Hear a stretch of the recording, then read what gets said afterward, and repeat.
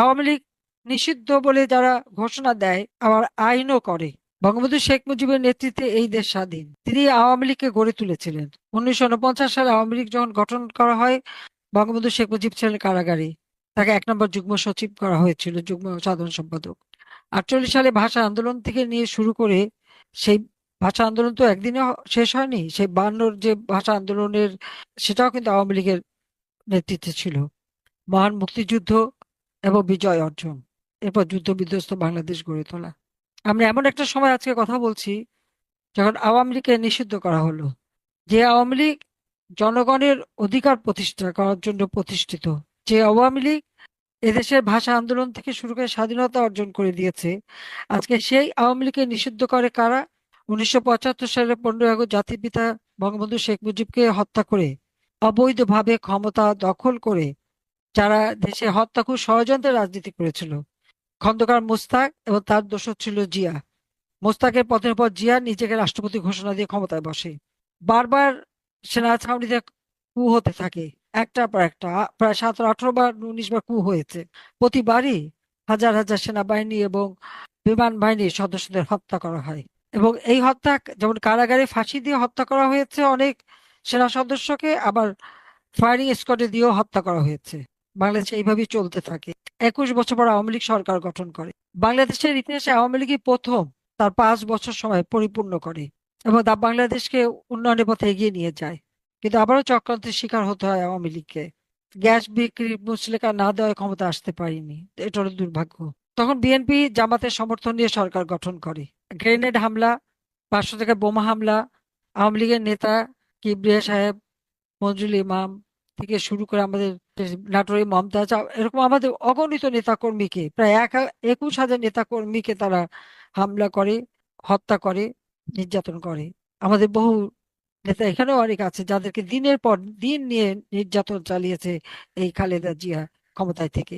বাংলাদেশ দুর্নীতি সেই 2001-এ ক্ষমতা দখল করে, 2002, 3, 4, 5, 6 পর্যন্ত বাংলাদেশ সারা বিশ্বে দুর্নীতিতে 1 নাম্বার। বাংলা ভাই জঙ্গি সব সৃষ্টি, এই সৃষ্টি করে বাংলাদেশের মানুষকে অতিষ্ঠ করে তোলে। 1,23,00,000 ভুয়া ভোট দিয়ে 2006 সালে একটা নির্বাচন ঘোষণা দেয়। 2007-এর জানুয়ারিতে নির্বাচন হওয়ার কথা ছিল, কিন্তু সেই নির্বাচন আর করতে পারেনি তাদের অপকর্মের কারণে।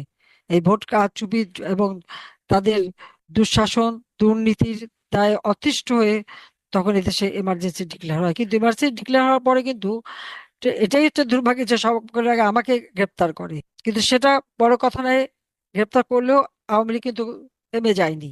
সকল প্রতিকূল অবস্থা মোকাবেলা করে আওয়ামী লীগ এগিয়ে যায়। 2008 সালের নির্বাচন, সেই সময় আমাদের ঢাকা বিশ্ববিদ্যালয়ের ছাত্র এবং শিক্ষকরা, পেশাজীবীরা এবং রাজশাহী বিশ্ববিদ্যালয়, বিভিন্ন বিশ্ববিদ্যালয়, আমাদের শিক্ষক ছাত্র এরাই কিন্তু নেমে আসে, আন্দোলন করে। 25 লক্ষ সিগনেচার কালেক্ট করে আমাদের ঢাকা মহানগর আওয়ামী লীগ আবার মুক্তি চেয়ে। কাজী কেয়ারটেকার গভর্নমেন্ট যে নির্বাচনটা দেয়, সেই নির্বাচনে আওয়ামী লীগ বিশাল অঙ্কে জয়লাভ করে। এটা তারা বোধহয় ভাবতেই পারেনি যে আওয়ামী লীগের ক্ষমতাটা কতটুকু বা জনসমর্থন। কারণ একটা 2008-এর নির্বাচনটা একটা অবাধ, সুষ্ঠু, নিরপেক্ষ নির্বাচন হয়েছিল বলেই আওয়ামী লীগ 48% ভোট পায়। 259 সিটে আসনে নির্বাচন করে 233টা আসনে জয়লাভ করে। এরপর প্রতিবারই আওয়ামী লীগের নির্বাচন ঠেকানো, অগ্নিসন্ত্রাস, খুন খারাপি, অনেক কিছু চলতে থাকে, কিন্তু প্রতিবারই আওয়ামী লীগ জয়লাভ করে, জনগণের সেবা করে, বাংলাদেশকে উন্নয়নশীল দেশের মর্যাদায় উন্নীত করে। এই চক্রান্ত, যারা জাতির পিতাকে হত্যা করেছে, যারা আমাদের স্বাধীনতা চায়নি, যেখানে আমরা যুদ্ধ অপরাধীদের বিচার করেছি, আমরা জাতির পিতার হত্যাকারীদের বিচার করেছি, যাদের ইন্ডেমনিটি দেওয়া হয়েছিল, জিয়াউর রহমান পুরস্কৃত করেছিল, তাদেরকে আমরা বিচার করেছি। এবং সেই প্রতিশোধ নেওয়ার জন্যই কিন্তু বারবার আমাদের উপর আঘাত আসে। ঠিক 2024 নির্বাচন হবার পর থেকে চরমভাবে চক্রান্ত। যখন এই কোটা বিরোধী আন্দোলন হয়, তখনই কিন্তু বলেছিলাম যে এই আন্দোলন কোটা কোনো কিছু না, কোটা তো ছিলই না, কোটা আমরা বাতিল করেছিলাম। এই আন্দোলন হচ্ছে সরকার উৎখাতের আন্দোলন। এটা অনেকে বিশ্বাস করতে পারেনি, এটা হচ্ছে আমাদের দুর্ভাগ্য। এবং ওই আন্দোলনের একটা পর্যায়ে যখন একের পর এক মানুষ হত্যা হতে শুরু করলো, তখন একভাবে আমি সিদ্ধান্ত নিয়েছিলাম যে আমি আর এখানে থাকবো না, কারণ এইভাবে মানুষ হত্যা করে ক্ষমতা থাকার ইচ্ছা আমার নেই। কিন্তু দুর্ভাগ্য যে সেই মানুষ হত্যাই হচ্ছে।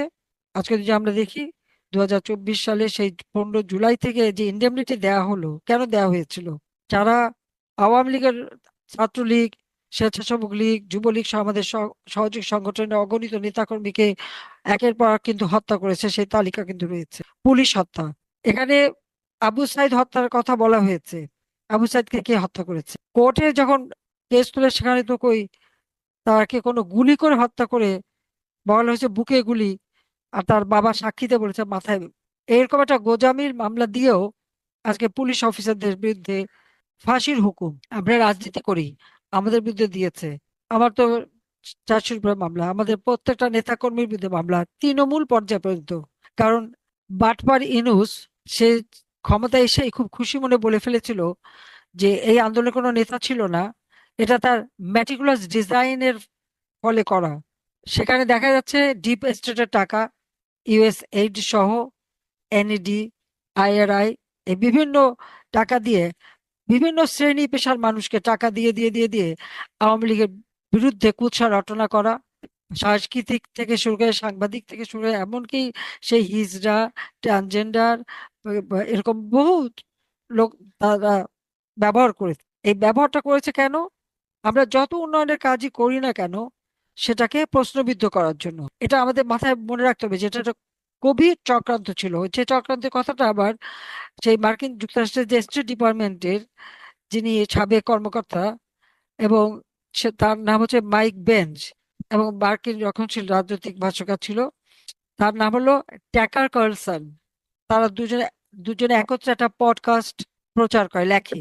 সেখানে কিন্তু এই কথাটা স্পষ্ট বলা যে 2024 সালে মানে আমাদের সরকারকে মানে শেখ হাসিনাকে উৎখাত করার জন্যই কিভাবে বাইডেন প্রশাসন, সিআইএ, মার্কিন গোয়েন্দা সংস্থা এবং তার প্রক্সি সংগঠন ইউএসএইড, আইআরআই এবং এনইডি।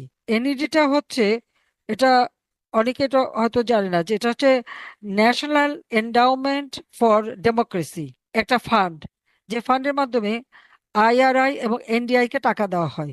এর মাধ্যমে কিন্তু বাংলাদেশের কাকে না টাকা দেওয়া হয়েছে? মিডিয়া, সাংস্কৃতিক কর্মী, র্যাপার, ক্ষুদ্র নৃগোষ্ঠী, হিজড়া, সমকামী, ট্রান্সজেন্ডার, রেডিক্যাল গ্রুপ, জঙ্গি সংগঠন, সন্ত্রাসী গ্রুপ, সোশ্যাল মিডিয়া ইনফ্লুয়েন্সার, শিক্ষক শিক্ষার্থী, এদের মাঝে বিপুল পরিমাণ অর্থ ছড়ানো হয়। এমনকি আমাদের সশস্ত্র বাহিনী হোক আর পুলিশ বাহিনী বা এই সমস্ত সদস্যদের হাত করার চেষ্টা করে। এইভাবেই কিন্তু এরা এই চক্রান্তটা করে। সেই সাথে সাথে সরাসরি মানে এটা ভয় ভীতি সৃষ্টি করা। ইউনূস যে চক্রান্তটা করেছিল তাকে ক্ষমতা বসানোর জন্য, হ্যাঁ, সে গ্রামীণ ব্যাংকে 6,000 টাকার একটা কর্মচারী হয়ে হাজার হাজার কোটি টাকার মালিক হয়ে সারা বিশ্বকে যেভাবে ধোঁকাবাজি দিয়ে তার ক্ষমতাটা দখল করলো। অনেকেই ধারণা ছিল ইউনূস আসলে দেশে একেবারে শান্তির বাতাস সুবাতাস বইতে থাকবে। কিন্তু আমরা কি দেখলাম? লাশ আর লাশ আর লাশ। তারপরে দুর্নীতি, ক্ষমতায় থেকে তার ব্যবসা বাণিজ্য সে বাগায় নিয়ে গেছে প্রচুর পরিমাণে। কোন কোন জায়গায় সেটা এত আজকে এখন বলার সময় নেই। কিন্তু সবথেকে দুর্ভাগ্য যে আজকে বাংলাদেশের অবস্থা কি, আমাদের শিশুরা টিকা পাচ্ছে না। আওয়ামী লীগ আমলে কিন্তু এটা হয়নি। আমি যখন মানে আমাদের একটা প্রজেক্ট ছিল, আমরা খাদ্য পুষ্টি একটা প্রজেক্ট করেছিলাম, আর জনসংখ্যা এবং মানুষের মানে নিরাপত্তা এবং স্বাস্থ্য, সেটা নিয়ে কিন্তু সেটাকে এক করে এইচপি এনএসপি বলে একটা প্রজেক্ট, যার মাধ্যমে একদিকে যেমন মানুষের খাদ্য নিরাপত্তা, পুষ্টি নিরাপত্তা, চিকিৎসা নিরাপত্তা এবং টিকাদান কর্মসূচি আমাদের কখনো পিছিয়ে যায়নি। আমরা সরকারে আসার পর থেকে প্রায় 90 থেকে 94% পর্যন্ত আমরা শিশুদের টিকা দিতাম। এমনকি কোভিড যখন হয় বিনা পয়সায় কোভিডের টিকা দিয়েছি, টেস্টিং করেছি, এবং সে সময় আমাদের টিকাদানের সাকসেস ছিল প্রায় 90%-এর মতো। কাজে কোনো শিশুকে কিন্তু এভাবে মরতে হয়নি। কিন্তু এখন আমরা কি দেখলাম? আমরা যে মানে 80-90 ভাগ পর্যন্ত টিকা দিয়েছি, সেখানে 56 ভাগ শিশু টিকা পায়নি।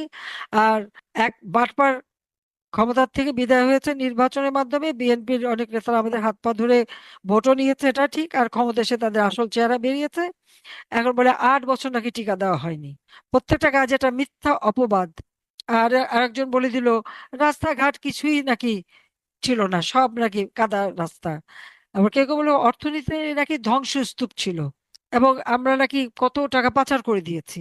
এখন যে প্রধানমন্ত্রী হয়ে আসছে সকলের ই নিয়ে তারেক, সে বলেই দিল $334 বিলিয়ন নাকি পাচার করে। খালেদা জিয়া যখন ক্ষমতায় ছিল 2006 সালে আমাদের গ্রস জিডিপি ছিল 70 বিলিয়ন মার্কিন ডলার।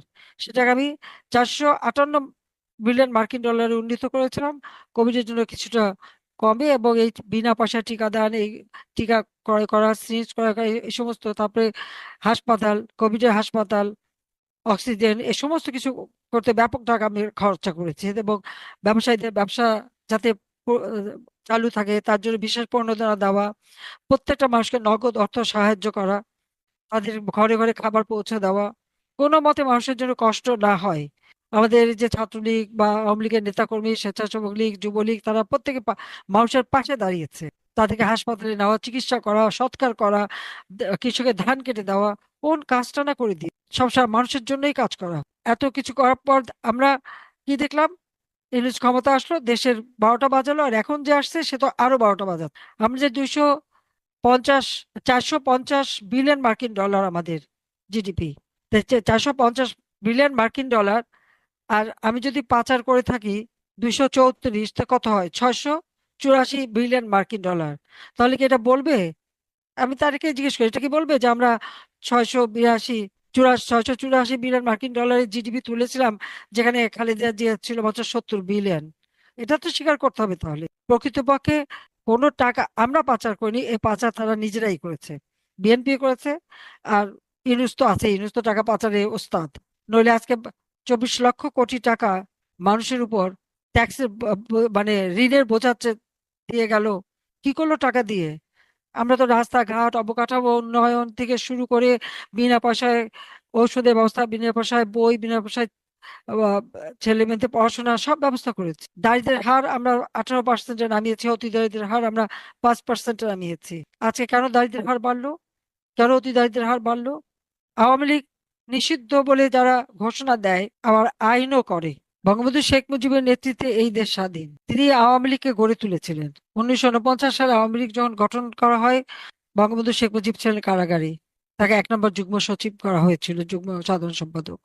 48 সালে ভাষা আন্দোলন থেকে নিয়ে শুরু করে, সেই ভাষা আন্দোলন তো একদিনে শেষ হয়নি। সেই 52-র যে ভাষা আন্দোলনের, সেটাও কিন্তু আওয়ামী লীগের নেতৃত্বে ছিল। মহান মুক্তিযুদ্ধ এবং বিজয় অর্জন, এরপর যুদ্ধ বিধ্বস্ত বাংলাদেশ গড়ে তোলা। আমরা এমন একটা সময় আজকে কথা বলছি যখন আওয়ামী লীগকে নিষিদ্ধ করা হলো। যে আওয়ামী লীগ জনগণের অধিকার প্রতিষ্ঠা করার জন্য প্রতিষ্ঠিত, যে আওয়ামী লীগ এদেশের ভাষা আন্দোলন থেকে শুরু করে স্বাধীনতা অর্জন করে দিয়েছে, আজকে সেই আওয়ামী লীগকে নিষিদ্ধ করে কারা? 1975 সালের 15ই আগস্ট জাতির পিতা বঙ্গবন্ধু শেখ মুজিবকে হত্যা করে, অবৈধভাবে ক্ষমতা দখল করে, যারা দেশে হত্যা খুব ষড়যন্ত্রের রাজনীতি করেছিল, খন্দকার মোশতাক,